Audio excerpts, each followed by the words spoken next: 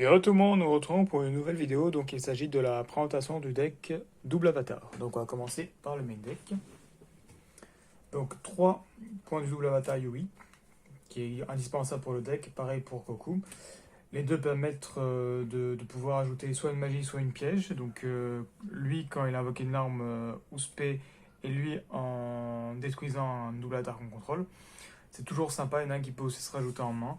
Donc c'est les seuls points de double attaque qu'on a dans le deck en monstre. Donc évidemment, ils sont très importants.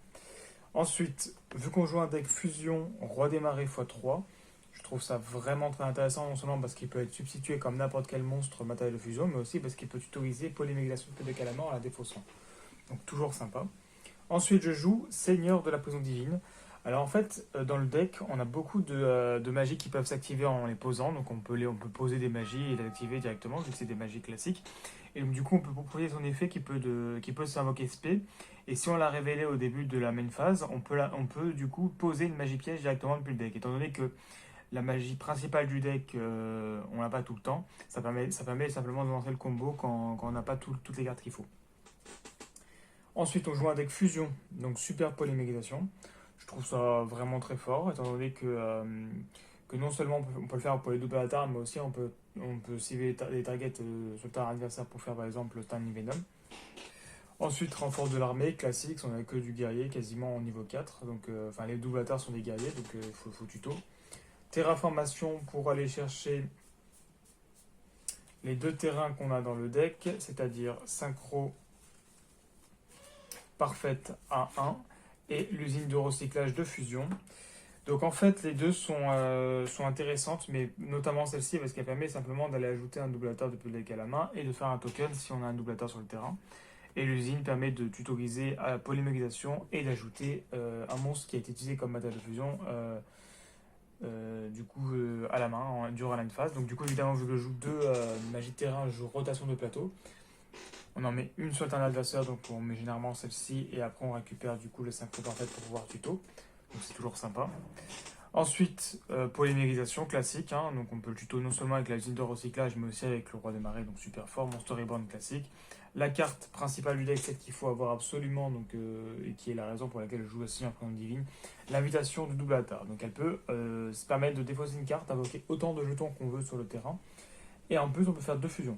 Donc en vrai, c'est ce qui lance clairement le deck. Donc c'est très intéressant de l'avoir.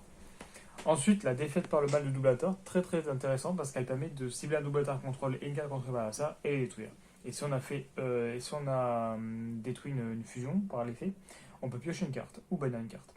Donc c'est toujours sympa. Ensuite, Jardin d'Avarice.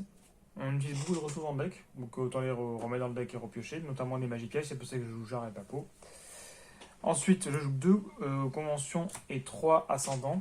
Alors, les ascendants permettent, sont très intéressants parce qu'elles permettent de switcher de fusion, donc en invoquant une fusion qui est supérieure ou inférieure à 1, donc le monstre sur le terrain. Et aussi, on peut ajouter un double attaque de la main en bannissant cette carte, donc c'est super fort. Et ça, je joue x2 parce que du coup, elle permet de copier simplement une carte double attaque du cimetière, donc il faut en avoir. Et c'est toujours intéressant étant donné que ça peut aussi copier la carte principale du deck qui est l'invitation, donc c'est toujours sympa. Qui est l'invitation du Data. Donc c'est super super intéressant, mais que x2 parce que ça reste 2 briques. Au niveau de l'extra deck classique, hein, je joue évidemment 3 double attaque Ungo Cuirassé. Ungo Cuirassé, oui. Qui est très intéressant, qui permet d'annuler un effet simplement. Donc voilà, de cibler un monstre invoqué spécialement dans l'extra deck, annuler ses effets, donc c'est toujours sympa. Ça permet de détruire, voilà, un monstre en position d'attaque contre la part adversaire. Et de faire gagner des points d'attaque à tous les monstres point du feu, donc c'est toujours sympa quand on contrôle un monstre point du feu qui a été invoqué en utilisant un monstre à effet. Il faut faire attention parce que du coup les tokens ça marche pas. Pareil pour lui, il faut un monstre à effet pour pouvoir son effet plus s'activer. Ensuite en x3, je joue double attaque Gongyo éveillé. Donc lui sympa, il peut aussi annuler l'activation d'une carte. Voilà. Donc si on contrôle deux monstres fusion et qu'il active un effet qui cible un monstre, on sait que c'est très spécifique, mais ça permet simplement d'annuler. Et aussi, surtout, si elle attaque après le calcul de dommage, on peut renvoyer un monstre contre par la serre à la main, c'est toujours sympa. Donc lui x2, c'est pas le plus intéressant, donc du coup je joue que x2. Elle permet du coup, tant qu'on a deux monstres fusion, de détruire un monstre quand un effet de monstre est activé. Donc toujours sympa, ça fait un Ghost Ogre.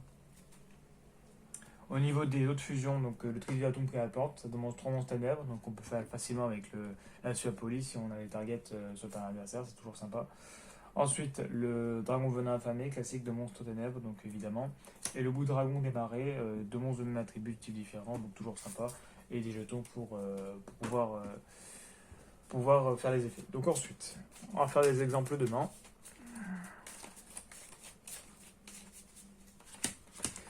Donc là, étant donné qu'on joue quand même pas mal de pièges, c'est plutôt un deck go first. Après, ça peut très très bien go second avec la Suapoli notamment. Mais la Suapoli, elle est go first et go second également. Donc en vrai le mieux c'est de go first.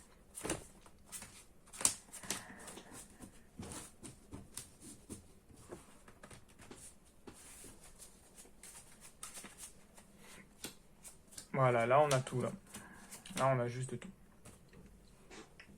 Là c'est vache pour la x2, mais après on pourra l'activer tout après. Donc déjà on va ajouter un monstre double avatar depuis le deck à la main. Donc là on n'a pas besoin de magie, donc on va prendre la pièce. On va prendre celui qui fait la pièce. Donc là hop, on prend lui. Ensuite, eh bien on va commencer par faire ça. Et on va déclarer. Alors soit on fait ça, soit on fait d'abord notre invitation, je sais pas. En vrai. Ouais, bah en vrai, dans tous les cas, on peut très bien faire invitation, défausser l'invitation dans tous les cas, hein, on va pouvoir la retuto après.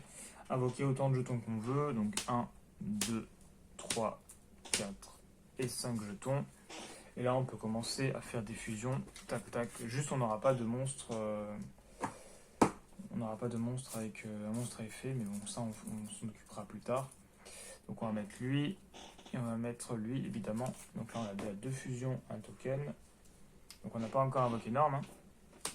Donc là on peut invoquer norme, on fait l'effet, on ajoute une pièce, donc on va ajouter évidemment l'ascendant, qui est toujours sympa. On peut aussi, selon la situation, ajouter la défaite, hein, parce que les deux sont sympas.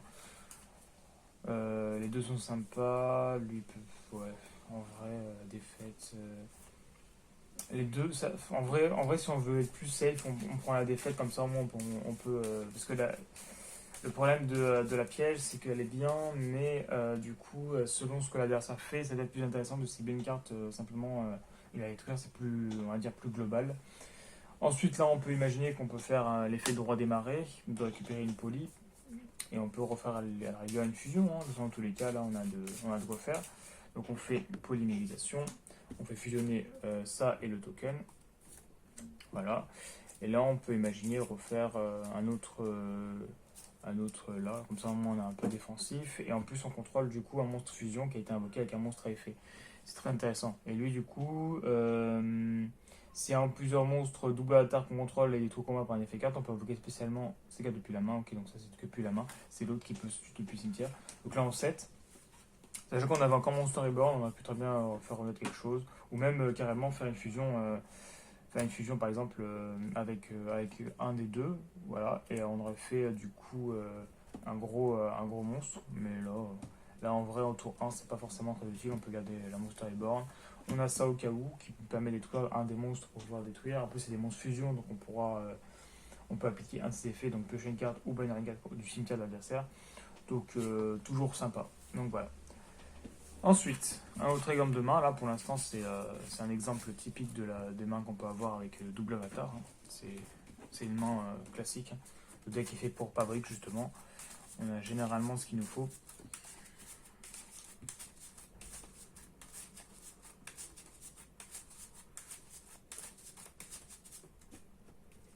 Hop, donc là pareil, on go first. Intéressant. Bon, du coup, on va commencer par révéler lui, du coup.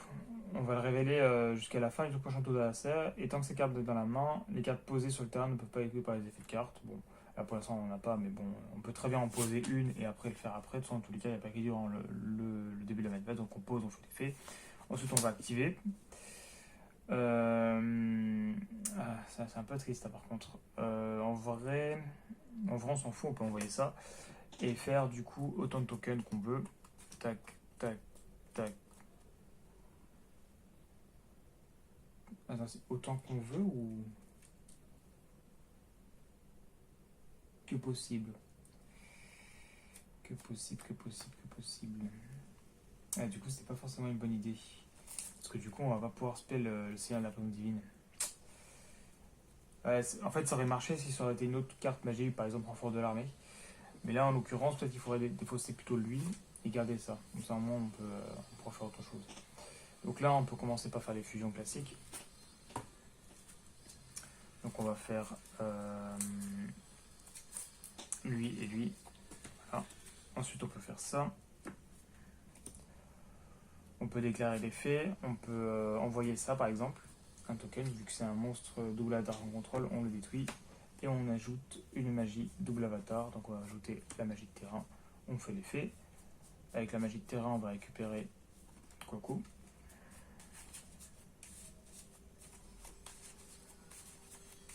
Ensuite, on peut faire l'effet. Vu qu'on contrôle un monstre double avatar, on peut invoquer SP un jeton. Donc voilà, là on a un jeton en plus. Toujours sympa. Donc là, on a la super poly et on a ça. Donc on peut set, simplement. Donc là, ce qu'on a sur le terrain, on a... Alors, le problème, c'est qu'on n'aura pas la negate le gain d'attaque. Mais on aura du coup la possibilité de détruire. Et en plus, on a des monstres fusion, donc on peut piocher une carte de cimetière. Et une super poly, au cas où, pour faire énormément de targets sur poly. Et en plus, on a quand même pas mal de monstres. Donc voilà. Donc j'espère que la vidéo vous a plu. Je vous invite à aller voir mes autres vidéos et à vous abonner. À la prochaine pour une autre vidéo.